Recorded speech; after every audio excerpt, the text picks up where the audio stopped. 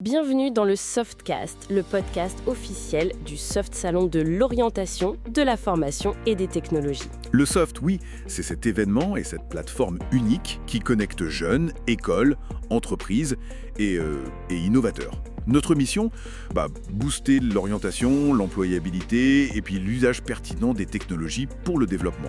Et ici, dans le Softcast, on explore ensemble les tendances éducation et tech. L'idée, c'est d'aider chacun à tracer sa voie. Exactement. Aujourd'hui, on se penche sur un document qu'on croit connaître par cœur, mais qui en fait cache bien des subtilités. La lettre de motivation, ou lettre d'accompagnement, comme on dit parfois. Ah, la fameuse lettre.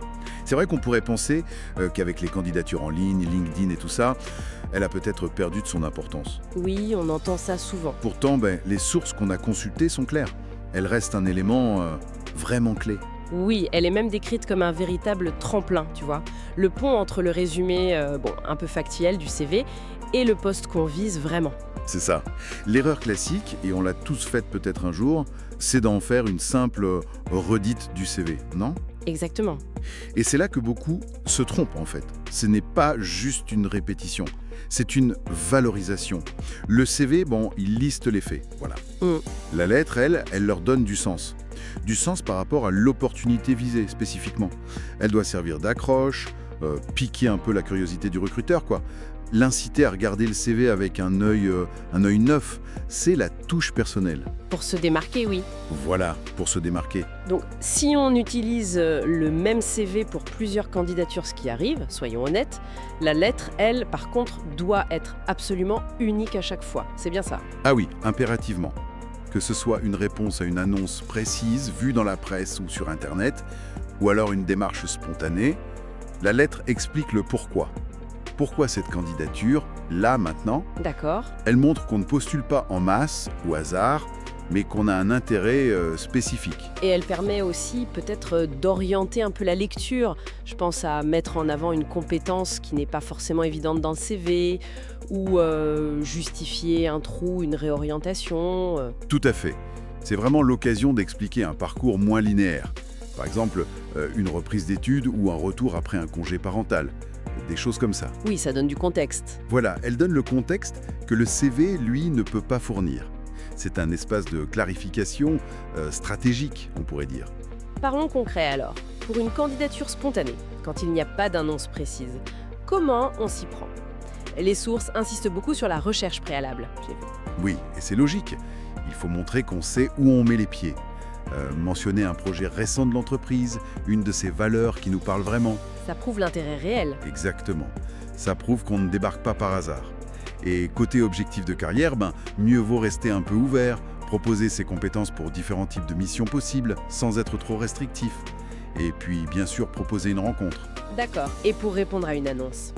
Là, c'est plus cadré, j'imagine. Plus direct, oui. Là, il faut absolument mentionner la référence de l'annonce. Où on l'a vu, quand, le numéro, s'il y en a un. Les détails pratiques. Voilà. Et être concis. Ça, c'est important. Les sources parlent de 10-12 lignes, faut aller à l'essentiel.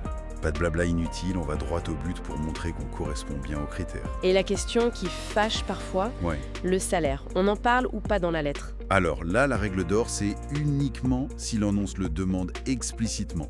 Vraiment explicitement. Sinon, mutus. Sinon, silence radio sur ce point. C'est une discussion pour plus tard dans le processus généralement. Aborder le sujet trop tôt, ça peut être maladroit. Compris. Et pour finir la lettre, une formule de politesse simple, pro, ça suffit ? Pas besoin de faire trop compliqué ? Non, sobre et professionnel, c'est parfait. Je vous prie d'agréer le classique efficace. Bon, et quid de l'envoi ? À qui on l'adresse cette fameuse lettre ? Bonne question. Idéalement, il faut viser juste le DRH, le manager du service concerné, ou alors le chef d'entreprise lui-même si c'est une petite structure, une PME. Et éviter les envois multiples. Oui, faire un tir groupé en envoyant à plusieurs personnes dans la même boîte, c'est souvent mal perçu. Sauf si c'est un très grand groupe, très décentralisé, mais bon, c'est l'exception. D'accord. Et un point essentiel, rappelé dans nos documents, la lettre accompagne toujours le CV, jamais l'un sans l'autre. Absolument. Pas de CV envoyé seul, avec juste une petite carte de visite, ça ne se fait pas. Non, ça fait pas sérieux. Et la forme compte aussi, bien sûr. Ah. Une seule page, pas de recto verso. Et un détail qui a son importance. Ne jamais utiliser le papier en tête de son employeur actuel pour postuler ailleurs. Ah oui. Ça peut créer des situations, comment dire, délicates. Oui, on imagine. Logique. Et tout ça, finalement, ça vaut aussi pour l'email d'accompagnement, qui remplace souvent la lettre papier aujourd'hui, non? Exactement. Que ce soit sur papier ou en format digital, les principes restent les mêmes. Personnalisation, clarté, pertinence. En résumé, cette lettre de motivation, loin d'être juste une formalité un peu dépassée, c'est une vraie opportunité. Une véritable carte à jouer, oui.